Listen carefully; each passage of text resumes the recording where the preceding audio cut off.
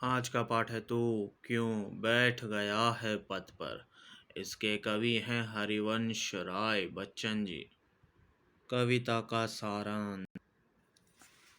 प्रस्तुत कविता प्रेरणात्मक कविता है। इससे जीवन में निराश नहीं होने की प्रेरणा मिलती है। ये प्रस्तुत कविता जो है इसमें कवि एक मोटिवेशनल कविता है। इससे हमें कभी भी जीवन में निराश होने की प्रेरणा मिलती है। मतलब कभी भी अपने जीवन में निराश नहीं होना चाहिए। इस तरह के मोटिवेट हमें मिलते हैं। जीवन में कितने भी विपदा आए उससे हार नहीं मानना चाहिए। हमारे जीवन में कितनी भी विपदा आए हमें उससे कभी भी हार नहीं मानना चाहिए। उसका सामना साहस और हिम्मत से करना चाहिए, जो इस कविता में स्पष्ट दिखाई देता है। उसका सामना जब भी हमारे जीवन में निराशा आए उसका सामना हमें हमेशा साहस हमेशा साहस हिम्मत के साथ करना चाहिए, जो इस कविता में स्पष्ट दिखाई देता है।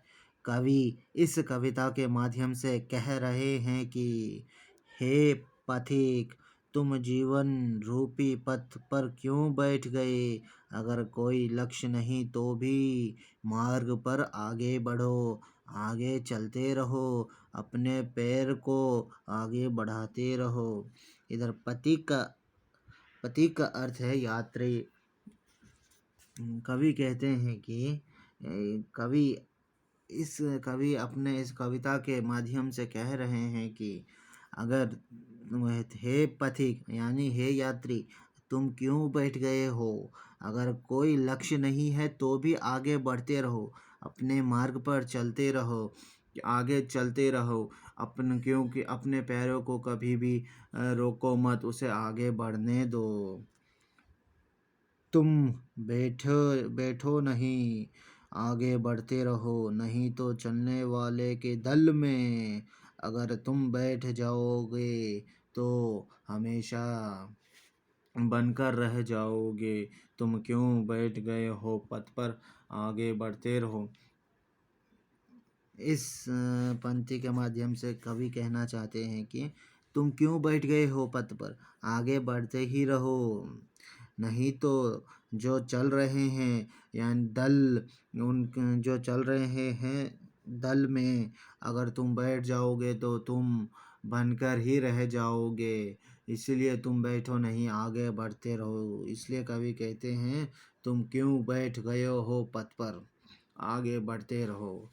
हे पथिक, हर मानव का इतिहास रहेगा, खुद इतिहास तुम्हें पुकारेगा, पुकार पुकार कर तुम्हें कहेगा।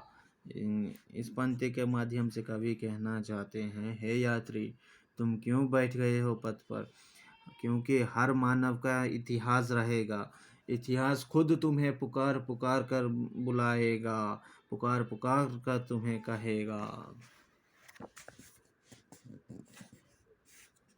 इसलिए जीवन रूपी राह में आगे बढ़ते रहो। इसलिए कवि कहते हैं अपने जीवन रूपी रास्ते पर आगे बढ़ते रहो। ये निश्चित है कि जो धरती पर आया है उसे जाना ही है, तो फिर क्यों बैठता है। इस जीवन के पद में आगे बढ़ते रहो, बैठने से कोई लाभ नहीं है। कवि कहते हैं ये बिल्कुल तय है, निश्चित है, जो भी इस धरती पर आया है उसका जाना इस धरती से एक दिन स्वाभाविक है। लेकिन तो फिर क्यों बैठता है लेकिन तुम क्यों बैठता है। इस जीवन के पद में आगे बढ़ते रहो, बैठने से हमें कोई लाभ नहीं मिलता। अगर तुम निराश होकर जीवन की राह में रुक गए तो जीवित होकर भी मरे के समान दिखाई दोगे। कवि कहते हैं अगर तुम निराश सैड होकर अनहैप्पी होकर बैठ गए हो अपने जीवन के राह में तो जीवित होकर भी एक मरे हुए के समान दिखाई दोगे। कवि फिर पथिक के मनोबल को बढ़ाते हुए कहते हैं कि मेरी इच्छा है कि मैं अपने चिता तक भी अपने पैरों से चलकर जाऊं।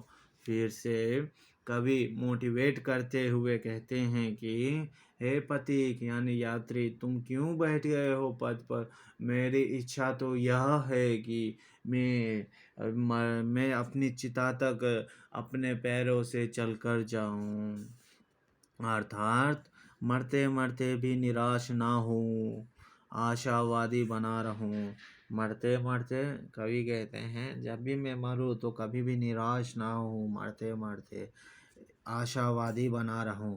आशावादी यानी एक डिज़ायर होप के साथ, अर्थात आशा के साथ बढ़ते रहना चाहिए हमें, अर्थात हमें एक होप डिज़ायर के साथ हमें अपने कदम आगे बढ़ाना रहना चाहिए। इस प्रकार कवि अपने कविता के माध्यम से जीवन के पथ पर आगे बढ़ने की प्रेरणा दे रहे हैं। इस तरह कवि अपने कविता के माध्यम से जीवन में आगे बढ़ने की प्रेरणा दे रहे हैं। नकारात्मक सोच को छोड़ सकारात्मक बना रहे हैं। नेगेटिव थॉट्स को छोड़कर पॉजिटिव थॉट्स को बना positive thoughts and thinkings, positive एक नेचर बना रहे हैं। इनके काव्य की भाषा सरल तथा खड़ी बोली है। धन्यवाद।